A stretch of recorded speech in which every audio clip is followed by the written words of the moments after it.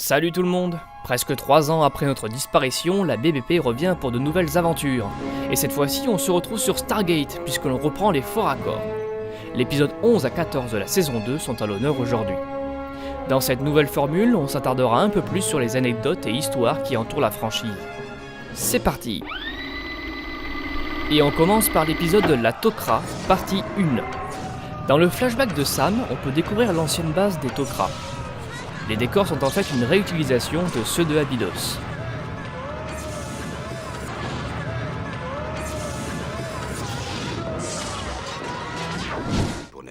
Dans la salle de réunion, on peut voir en bas à gauche de l'écran que Sam semble tenir ses mains sur le dossier devant elle.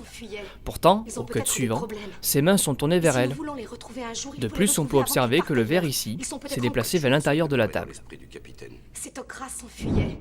Quelques minutes plus tard, SG-1 déboule sur la planète des Tok'ra. Dans cette séquence, la porte est active jusqu'à cet instant. En toute logique, par rapport au placement des comédiens, l'horizon des événements devrait être visible derrière eux, ou du moins une lueur émanant de ce dernier. Alors suivons la route de briques jaunes, Dorothée. Enfin, regardons une gaffe commune aux deux épisodes. La tête de l'hôte de Selmak, ici, semble changer de place selon les angles de caméra. Plus tôt, on peut observer une réutilisation du plan du cliffhanger de la saison 1.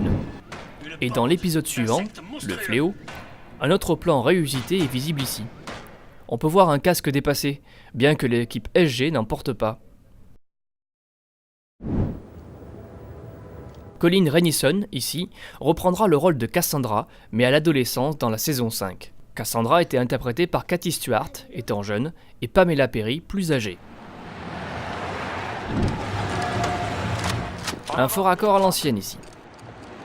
On peut voir dans le reflet de la fenêtre un badaud de l'équipe technique qui observe la scène.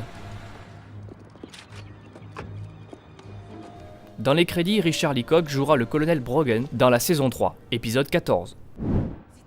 Toujours dans le casting réutilisé, Matthew Walker, qui joue ici le chef aveugle, endossera le rôle magique de Merlin, alias Moros, dans les 2 dernières saisons de SG-1 et dans la première de Stargate Atlantis. Je sais, le faux raccord qui suit est un peu classique. Mais Hammond a la main qui se téléporte en un quart de seconde. Dites-moi, vous avez vu la couleur de ce téléphone? Pour des raisons de logistique, la scène où l'on apprend que la seconde porte est une copie, et la scène finale où la véritable seconde porte est scellée, est tournée le même jour, au même endroit. Du coup, je me suis amusé à comparer l'installation du décor d'une scène à l'autre. Et je me suis aperçu qu'en plus de tourner au même moment, ils n'ont même pas déplacé la boîte. En gros, ils ont scellé la porte en plastique. Malin, le Hanidé. Enfin, pour terminer, notez que Roger Askett, qui campe ici le rôle d'un docteur, jouera dans la saison 4, épisode 14, un scientifique qui se fait tuer par des petites lucioles jaunes. Et Jerry Wasserman reprendra son rôle d'ami de Hammond dans la saison 7, épisode 20. Fait amusant, Roger et Jerry se retrouveront sur le tournage en 2004 de iRobot. Voilà, c'est tout pour aujourd'hui. Je vous retrouve dans 2 semaines pour un nouvel épisode de Stargate Fort Accord. A plus les Gators!